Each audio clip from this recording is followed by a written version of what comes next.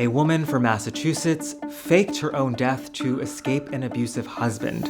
Her plan involved a staged boating accident. Our boat is upside down. Would you be able to please locate us? Our boat's sinking. The Coast Guard found the boat. They did not find the woman. She was presumed dead until her husband discovered she was alive, living in Iowa under a new identity.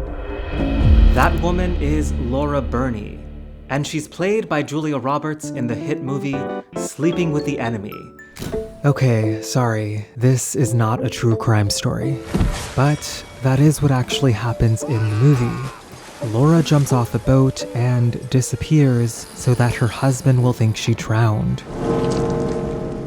He's really violent. And she doesn't see any other escape. I'll be back. Oh, by the way, I'm Carlos. If you couldn't tell, I get carried away talking about movies. She's drowning and drowning and drowning and drowning and drowning. This movie has helped me realize something about relationships. You know you found your person when they will listen to you ramble about something ridiculous, like a Julia Roberts movie for hours. And then it's like, she's faking it. Isn't that just crazy? Yes. Well, maybe that's why I'm still single. Anyways, I did a lot of research about this movie, and what I found surprised me. See, on paper, it seemed like it was going to be a great movie, and then something went wrong. But before we get into that, here's what you need to know. First, it was based on a popular novel about domestic violence. Many wrote to the author Nancy Price saying it changed their lives. Second, Ron Bass, who then wrote the screenplay, was fresh off his Oscar win for Rain Man. Third, Pretty Woman had just turned Julia Roberts into a superstar. Fans were eager to see what she did next. So what went wrong? Well, according to critics, everything. That's Julia Roberts trapped in the Marriage from Hell. And Roberts, who became one of the hottest actresses in America last year, has a new film out, and it's a real disappointment. A lame brain thriller that starts out seriously and then degenerates into one horror movie cliche after another. On Rotten Tomatoes, it has just a 24% score, and among top critics, it drops to 9%. The script and direction are her real enemies here. The only possible way of enjoying it is by taking your brain out to lunch. Okay, this is where things get interesting. Apparently, nobody listened to the critics. On its opening weekend, Sleeping with the Enemy broke 2 box office records and knocked Home Alone out of the #1 spot. It then made $175 million, which was 9 times its budget. It also became the #1 rented movie when it hit VHS. And it inspired 3 Bollywood remakes. Oh, they kept the scream.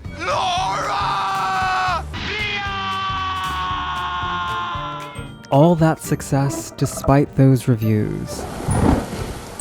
So, why did millions of Americans ignore the critics and watch the movie anyways? That's one of the questions I'll explore throughout this series, as I revisit the most controversial romances from the 90s, and uncover the fears and obsessions in American culture that are still with us today. This is America, goddammit. The legal system is supposed to protect people like me. What is a sex crime? How's it feel to kill someone? You tell me. Federal investigators call it a vast surveillance. You watch these people? Did you tape us?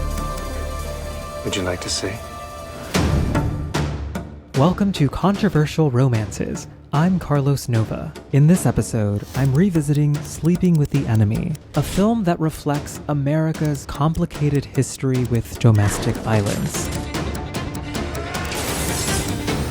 It was sold as a story of female empowerment, but many feminists rejected it, and so did critics across the political spectrum. The general public, however, made it a massive hit. That was 30 years ago, and time has a way of changing perspectives. When I watch the film today, I'm torn. I understand what makes it bad, but I also think it deserves credit for exposing a mainstream audience to the horrors of emotional abuse, which was rarely recognized at the time. A lot of what the critics call silly melodrama, we'd identify today as tactics of emotional manipulation and control. That got me thinking, do critics ever look back at popular films they panned and think, maybe I was wrong about that one?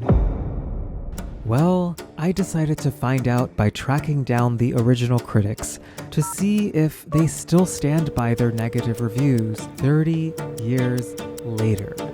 Hello? I'm sorry, confused. What is this for? It's for... Oh god, why did you hang up on me? It was a rough start, but I did get through to Rita Kempley, who spent 25 years at the Washington Post and wrote one of the more memorable takedowns of the film back in 1991. How do you view the film now? This is going to sound absolutely insane. Rita didn't hold back, and we'll get to her full interview later. But first, we need to understand why critics hated the film. So I gathered their original reviews looking for common complaints. And there were a lot of complaints. But I'll cut right to the chase. Part 1. What critics hated. Critics focused on three things: the plot holes, the melodramatic husband, and especially the new love interest, Ben. He's the local drama teacher Laura meets after she fakes her death. I will say, he's not a character I'd expect to meet in small-town Iowa. He performs a little song and dance from West Side Story while doing the chores. He also burns dinner, talks about his feelings, and shows off his very long tongue. It's clear the writer designed Ben to be the total opposite of her abusive husband. He's gentle instead of violent, nurturing instead of controlling, quirky instead of cold. But that sharp contrast didn't work for the critics. That's a wasted performance. Julia Roberts does what she can, but come on, I mean... And then there was the issue of masculinity. Only these guys would imagine that Ben could be attractive to women. That's not to say bring on the Neanderthals, just some real men. Now, there is another man in the film. This is who the husband thinks his wife has run off with. Where is she? But there's a problem. You don't understand. I live with another man. He's gay. Ask anyone. The gay mix-up buys time for Ben and Laura to deepen their relationship. And this irritated critics, especially Desson Thompson, who wished for the husband to find them and kill them. Yes, find them and kill them. So is there anything they liked? Yes, the house. It's a striking, secluded seaside home. From the glass walls to the marble floors, everything is so clean and shiny that the property almost feels artificial. And in fact, it was. What we see is actually just the shell of a house that was constructed for the film and then immediately torn down. Design-wise, they essentially created a prison where her husband can completely control her. When she breaks free and flees to Iowa, she ends up renting a Victorian cottage. It has warm wood tones, soft curtains, and most importantly, the freedom to make it her own. Unlike Cape Cod, there's a strong neighborly presence here. She's escaped the isolation that came with her past wealth and made it to the real America. The house is even real and still standing in Abbeville, South Carolina. But Julia Roberts had a difficult time filming in Abbeville, especially after an incident with the townspeople. It started when she entered a local bar with a black friend who the staff refused to serve. Julia then told Rolling Stone that Abbeville was horribly racist and a living hell. The townspeople were outraged. They even collected money to run an ad in Variety that said, "Are there racists here? Perhaps some, as there are throughout the world, but they do not define us." The mayor explained it was, quote, "a real redneck type place. No self-respecting person would want to go there." "Who is she?" said Debbie from the Tourism Bureau. "She's just a speck in the scheme of things." But just weeks earlier, the locals seemed to adore her. A restaurant even named a dish after her, Crab Cakes Julia. Now, people were telling journalists negative stories and calling for the crab cakes to be renamed. It's so interesting seeing cancel culture play out in the 90s. Like, a sports shop made anti-Julia Roberts t-shirts, and there was talk of erecting a retaliatory billboard in Julia's hometown in Georgia, where her mother still lived. Suddenly, the story was no longer just about discrimination. It was about a big Hollywood celebrity attacking and stereotyping the South. Julia then clarified, saying, "I was born in the South, so in no way am I trying to create a stereotype. I was shocked that this type of treatment still exists in America in the 90s.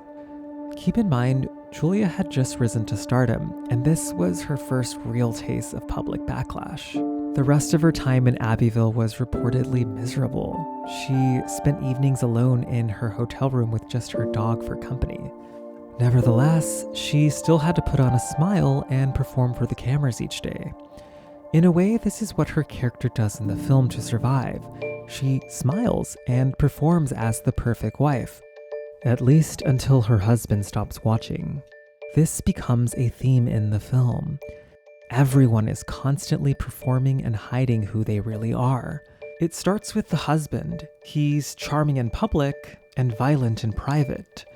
Laura is forced to play along, trapped in a permanent state of performance. The performance continues even after she escapes.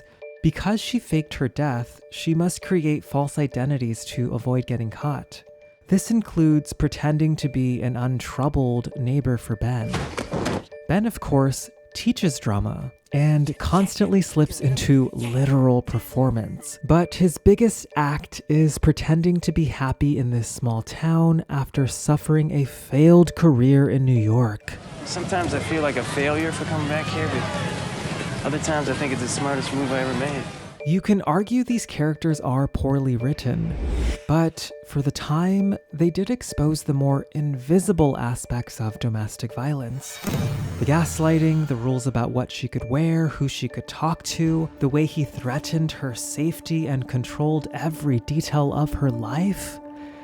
This kind of emotional and verbal abuse was not often seen in mainstream film. And it was something American institutions struggled to respond to. The police can really only do something if the person comes to the house and starts to be violent. Other than that, there's little that they can do. Isn't that just a ridiculous law, though? We punish for behavior. We cannot punish for words. So he told me he was gonna kill me. And if I left, he told me he was gonna kill himself. Very often people will say that, and that's not what they mean. He means it. He is crazy.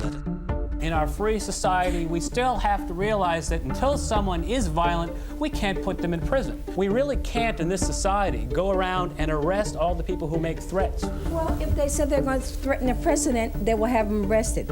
Why wouldn't they have him arrested if they said they're going to kill you? If this is where the conversation was when Sleeping with the Enemy was released, I can see why it connected with people despite its flaws. I just don't know what to do about it. I'm really afraid. But how did we get here? For generations, what happened behind closed doors stayed behind closed doors. There were no shelters, no hotlines, no protective laws. You handled it yourself, or you didn't. In the media, no one called it domestic violence, but spousal abuse appeared sporadically in popular entertainment. It was at the center of the award-winning film Gaslight, about a husband who isolates his wife and convinces her she's imagining things that he's secretly causing, like noises in the attic and the gas lights dimming. But he said there wasn't any letter. He said I was going out of my mind. Not going out of your mind. You're slowly and systematically being driven out of your mind. Why? Film scholar Diane Shoes says Gaslight was groundbreaking in 1944 for portraying domestic violence as psychological at a time when it was solely defined as physical. As for physical abuse, popular sitcoms sometimes touched on the issue through comedic misunderstandings that reassured audiences it wasn't real. Nobody ever believes the real story of a black eye. Or by turning physical threats into punchlines. One of these days. One of these days. Pow! Right in the kiss. In real homes across America, there was no laugh track. Police won't make arrests, prosecutors won't prosecute, because traditionally, wife-beating has been considered a family affair. That started to change in the 70s. Activists opened women's shelters and pushed for legal reforms. The media also began addressing domestic violence more directly, though for decades, the focus remained on isolated cases of extreme physical violence. Like on a Monday night in October 1984, when Americans watched a woman kill her abuser by setting his bed on fire while he slept.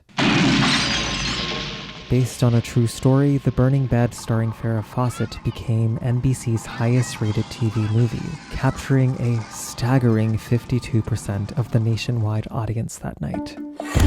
By the end of the decade, PSAs urged women to call for support. Domestic violence. May I help you? Talk shows gave survivors a platform. And Hollywood began depicting intimate partner violence in shocking new ways. Especially after the release of Fatal Attraction. Remember that film? A man cheats on his wife, and then this happens?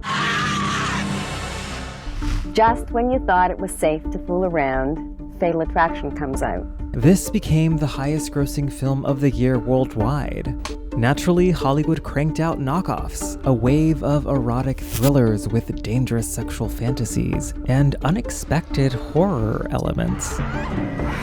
Sleeping with the Enemy capitalized on this trend. Unfortunately, many critics felt this turned domestic violence into cheap entertainment, especially the horror cliches like the jump scares and the killer who won't die. The killer that doesn't die. I mean, where is the pride of the filmmaker? Siskel is talking about the final scene of the movie, and a lot happens here. There's a break-in, a violent struggle, and even a gunfight. But what people comment on, even to this very day, is what the husband does with the hand towels. So the husband had all these strict rules for his wife. The towels had to hang perfectly straight. Canned goods had to face forward. Any deviation meant punishment. So, when she escapes to the Victorian cottage, she breaks all the rules. She rumples the towels and lets the cans sit in disarray. But this freedom is fleeting. The husband discovers where she's been hiding and breaks in. What happens next is still the subject of debate because the husband doesn't confront her. Instead, he silently rearranges objects throughout the house. Laura begins to sense things are out of place. But is she just being paranoid? She continues to doubt her reality as she draws a bath. This is when she sees them. The straightened towels. This confirms her worst fear. Her abuser is back. The reorganized cupboard removes any doubt, and then comes the music. The fifth movement of Symphonie Fantastique, the same piece the husband had always played during sex. Hello, princess. Roger Ebert described these moments as cheap little shocks, which undermined any serious message about domestic violence. If they had a point to make about wife beating, about abusive marriages, that's one thing. Okay. But to use it as a hook for exploitation, that's something else. They're all better than this. In a 2022 review of the film, the writer Yasmin Nair says Ebert and other 90s critics got it wrong, arguing the horror moments are justified because domestic abuse is, in fact, horrifying.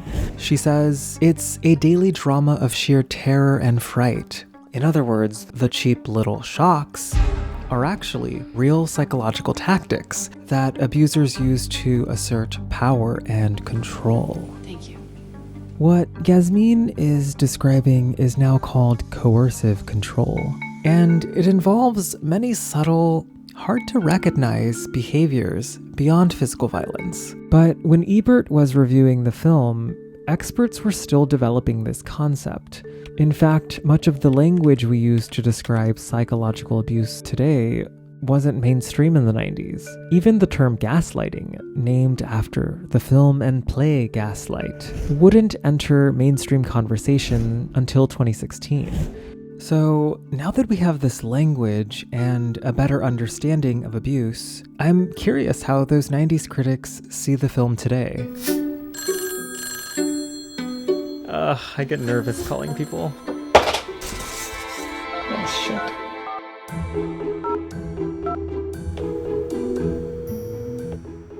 Hello? Hi, my name is Carlos. I'm working on a documentary about romantic thrillers from the 90s. I came across some of the reviews that you wrote for a lot of these films. Would you be open to having a short conversation about them? Hello? How did you get this number? It just came up on Google when I was doing my research. Okay, I'm sort of confused. What is this for? It's for... Oh. After cold calling, I quickly switched to cold emailing. That's when Rita Kempley responded. When I asked her how she became a film critic, she laughed. Well, it's going to be absolutely the silliest story ever. I ended up replacing Miss Manners. Miss Manners, if I may call you that. Miss Manners was known for her nationally syndicated advice and etiquette column, but she also reviewed movies for The Washington Post. She had a teacup on her desk and always wore white and carried a parasol. So, it was as if that person were reviewing movies. She panned Star Wars. One of the most vicious pans ever, so you get the drift. Because Miss Manners refused to review horror films, I'd never. They started sending Rita. It happened that I was more, in tune with the times. When Rita reviewed Sleeping with the Enemy in 1991, she described it as Fatal Attraction with a splash of brute, criticizing its use of violence, stereotypical characters, and prosaic writing. I don't know how to feel what I'm feeling. Ultimately, she dismissed Julia Roberts' character as Pretty Woman with a Gun. Yes, the film was an easy target. But I wondered if, looking back now, she came to appreciate the film in a new way. Hey, Carlos. Oh, hi, Rita. How's it going? The question lingered. How do you view the film now? This is going to sound absolutely insane, but the one thing that stands out to me about this movie is that the villain, her husband, has a habit of straightening the towels. Rita goes on to explain why this was a clever writing decision. At this point, someone could write a dissertation about these freaking towels. But beyond that, Rita still wasn't a fan. Nothing spectacular about it, really. I mean, it's another woman getting, the crap beaten out of her. Basic Instinct. All these movies were about really, literally pitting men and women against each other to the death. There was this interesting paradox where these films are, getting critically panned, but they're commercially unstoppable. Like, they just keep pumping them out, and it seems like no matter what the critics say, they're going to do well. I think it was seriously related to the growth of the women's movement and of people being threatened by that to a large degree, and also women trying to re-examine their roles in the family and in the workplace. And there were so many movies about how much happier a woman would be if she would just go have a child and move to Vermont. I am a tough, cold career woman who has absolutely nothing in common with a veterinarian from Hadleyville. And there were other ones about protect the family against these aggressive hot women who want your man. She said you sexually harassed her. She harassed me. Get back here and you finish what you started or you're dead. Do you hear me? You are dead! So that hasn't helped us much if we were trying to progress through art. But oddly, it seems like we're dealing politically right now with many of the exact same situations and anxieties that people were dealing with then. Because these films... Okay. We weren't able to reconnect. Well, there goes the end of my video. You know, it's actually funny how this all started. Last winter, I became obsessed with erotic thrillers. I was trying to escape the feeling that the world as I knew it was unraveling. For a while, it helped to live in that world, the world of the erotic thriller, where horny people paid for their crimes. How wonderful it was to ignore reality, eat a pickle, and binge one movie after another. But after a few nights, it no longer felt like an escape. There were too many patterns, too many questions, too many ridiculous scenes I needed to share. Why did Hollywood make so many of these movies? Over 700, it turned out.